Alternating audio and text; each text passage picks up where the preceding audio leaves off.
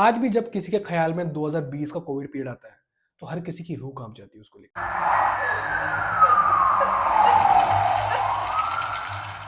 और आजकल हर जगह एक ही न्यूज़ वायरल हो रखी है, एचएमपीवी यानी ह्यूमन मेटा न्यूमोवायरस। लोगों के अंदर डर बना हुआ है कि ये कोविड-19 जितना खतरनाक तो नहीं, क्या ये लॉकडाउन की स्थिति दोबारा क्रिएट कर सकता है? और कुछ लोगों का तो ये भी कहना है कि इसके चलते हमारे देश के कुछ बड़े एग्जाम जैसे कि आईआईटी, जेईई, नीट जैसे एग्जाम कैंसिल या फिर पोस्टपोन हो सकते हैं। सो दोस्तों चलिए समझते हैं ये वायरस एक्चुअली में इतना खतरनाक है भी या नहीं। अगर है तो क्या इसके कॉन्सिक्वेंसेज हो सकते हैं। Hi everyone, so welcome to the my channel Freeman. अगर आप चैनल पर नए हो तो मेक श्योर आप सब्सक्राइब कर दीजिए और ये वीडियो को अपने दोस्तों के साथ शेयर कर दीजिए ताकि उनके अंदर भी थोड़ी अवेयरनेस क्रिएट हो जाए इस वायरस को लेकर। हाल फिलहाल में आपने ऐसी बहुत सारी वीडियोस टीवी पे, आपने यूट्यूब पे देखी होंगी कि कुछ लोग इस वायरस को बहुत खतरनाक बताते हैं और कुछ लोग बोलते हैं कुछ भी नहीं है।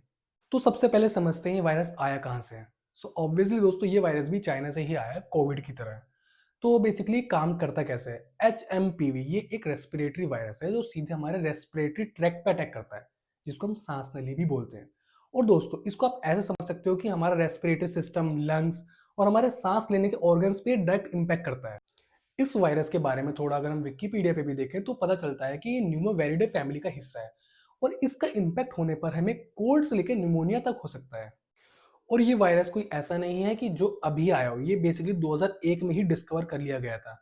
बट ये आज के समय में बहुत तेजी से स्प्रेड हो रहा है, जिस वजह से चारों तरफ आप सिर्फ न्यूज में यही देख रहे हो कि एचएमपीवी ही चल रहा है। और दोस्तों बात की जाए इसके सिम्टम्स की तो जनरली ये आपको कोल्ड के वे में नजर आ जाएंगे, जैसे कि आपका नाक बंद होना, खांसी जुकाम होना, हल्का फीवर, टायर्डनेस होना।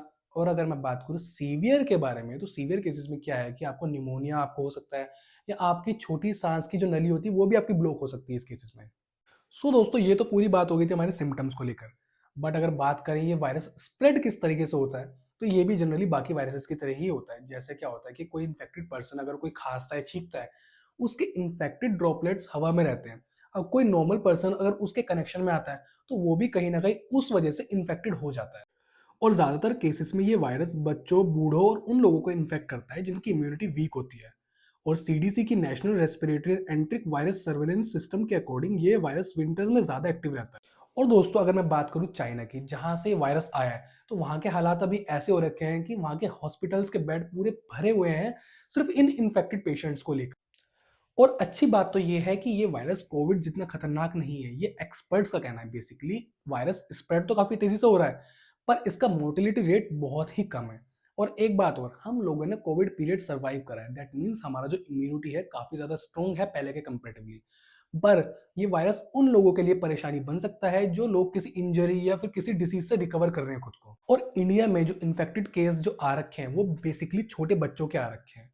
और इतना कोई ज्यादा सीवियर आउटब्रेक अभी इंडिया में हुआ नहीं है, और इसके बावजूद भी इंडियन गवर्नमेंट ने प्रिकॉशंस को बहुत ज्यादा टाइट किया हुआ है। और दोस्तों ये एक पुराना वायरस है तो इसके लिए इतना घबराने वाली बात बिल्कुल भी नहीं है। और इसकी सिर्फ अभी दो ही बेस्ट रेमेडी है, वो है आपका एक हाइजीन, दूसरा अवेयरनेस। और बात की जाए इसके ट्रीटमेंट को लेके, तो अभी रिसर्च चल रही है बट कोई मेडिसिन नहीं बनी है फिलहाल के टाइम पे। डॉक्टर का कहना है कि आप प्रिकॉशन ही कर सकते हो, वही आपका बेस्ट रेमेडी है। जैसे कि अपना प्रॉपर मास्क पहनना, छींकते टाइम अपना फेस कवर करना, प्रॉपर हैंड वॉश करना, क्राउडेड प्लेसेस पे जाना भी अवॉइड करना, और जरा सी भी परेशानी हो तो डॉक्टर से सीधे कंसल्ट कर लेना। हमारी अवेयरनेस एंड प्रिकॉशंस ही हमें इस वायरस से बचा सकती है। सो दोस्तों आपके क्या थॉट्स है एचएमपीवी को भारत में लेके, तो प्लीज कमेंट में जरूर बताइएगा।